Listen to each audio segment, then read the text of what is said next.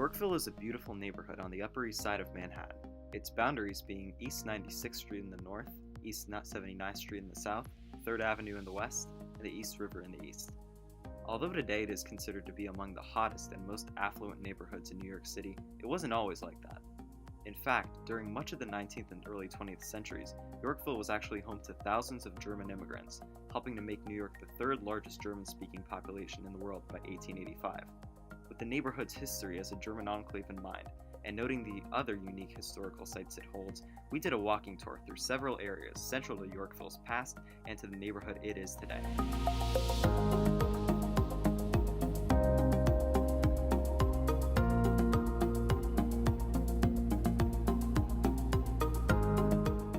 We began our walk at the Cherokee Building, a cooperative apartment building between East 77th and 78th, and York Avenue and Cherokee Place. The fairly popular complex was once known as Shively's Sanitary Tenements, opened to the public in 1912, with the goal of fighting the tuberculosis epidemic in New York City. First thought of by the head of New York Presbyterian Hospital, Dr. Henry Shively, the building was created primarily for poorer working-class families, with members suffering from tuberculosis to live in, and features architecture that reflects this in the form of open staircases, numerous windows and balconies, all of which help to provide air and lighting needed by patients. Even after going through extensive renovations, the Cherokee Building stands as a reminder of New York's massive progressive health efforts to fight the spread of tuberculosis, which included information campaigns that resulted in cases of public xenophobia against immigrants, many German, who were viewed as unsanitary.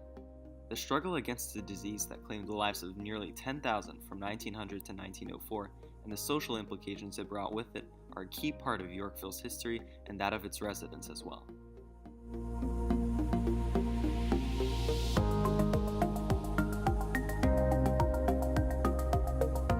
Our next stop was at Carl Schurz Park at East 86th Street and East Ave. The scenic 14.9-acre park overlooking the East River has a rich history dating all the way back to 1646, when ownership over the territory was granted to a Dutchman by the name of Sebok Kleisen by the Dutch East India Company. More recently, East River Park, as it was known before, was renamed in 1910 after Carl Schurz, a German-American well remembered and supported by the German community in Yorkville.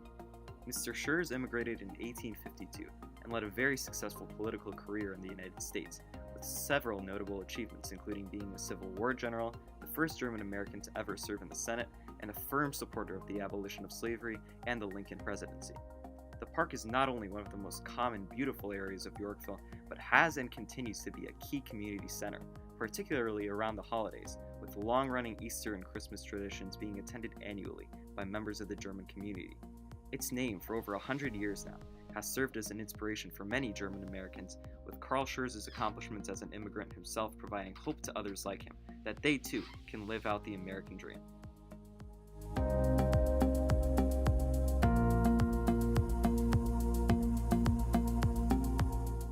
On our way back from the park, we stopped outside Zion St. Mark's German Lutheran Church, located on 339 East 84th Street, between 1st and 2nd Ave.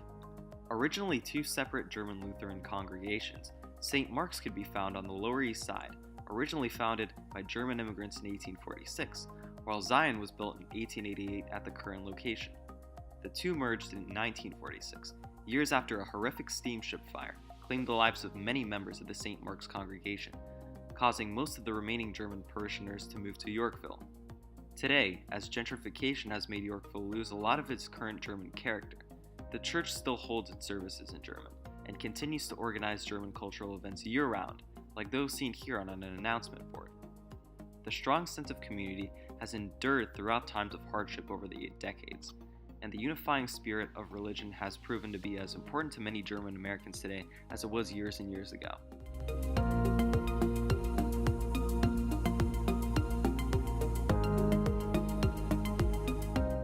On 2nd Avenue between 85th and 86th Street, you can find Heidelberg, the last remaining German restaurant in Yorkville.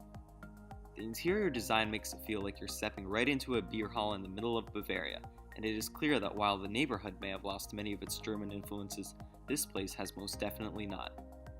The space has been serving German dishes for over 100 years, but modern Heidelberg was founded in 1936 and began its legacy of family ownership under the Matischjaks in 1964, one which has steadily lasted to this day.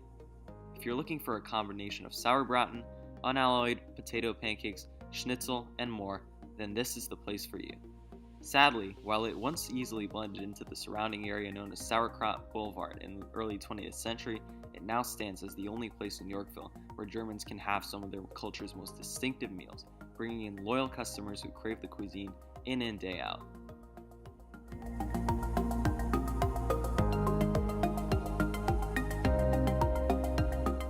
The final stop we made was right next door to Heidelberg, at Schaller and Weber.